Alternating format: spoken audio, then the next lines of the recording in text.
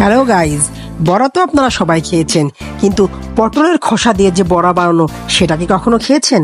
এটা করতে হলে প্রথমে আমাকে যেটা করতে হবে, পটলের খোসাটা সিদ্ধ করে একটু ভেজে নিতে হবে। এটা আমার ফ্রোজেন করা ছিল।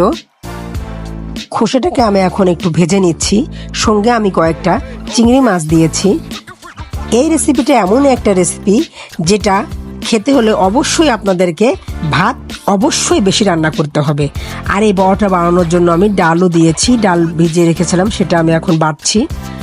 ডাল বাটার পরে আমি সব ধরনের কাঁচামরিচ দিয়ে দেব, কাঁচামরিচ রসুন বেটে নেব, তারপরে নেব ভেজে রাখা পটলের খোসাটা। ভাজা হয়ে গেলে, সব ধরনের বাটা হয়ে গেলে সব উপাদানগুলো আমি মেখে নেব। তার মধ্যে আমি চালের গুঁড়া দিয়েছি, পেঁয়াজ কুচি আর আদা রসুন কাঁচামরিচ তো বেটে দিয়েছি, দেখেছেন আপনারা। ওগুলো সব উপাদান মেখে নিয়ে আমি এখন ফ্রাই প্যানে চলে যাব। ফ্রাই প্যানে তেল দিয়ে আমি বড়াগুলো ভেজে নিচ্ছি। ট্রাস্ট মি, এ বড়াটা এতটাই এক্সক্লুসিভ, খেলেই বলবেন যে ওয়াও। ভালো লাগলে প্লিজ চ্যানেলটি সাবস্ক্রাইব করে পাশে থাকবেন। Thank you.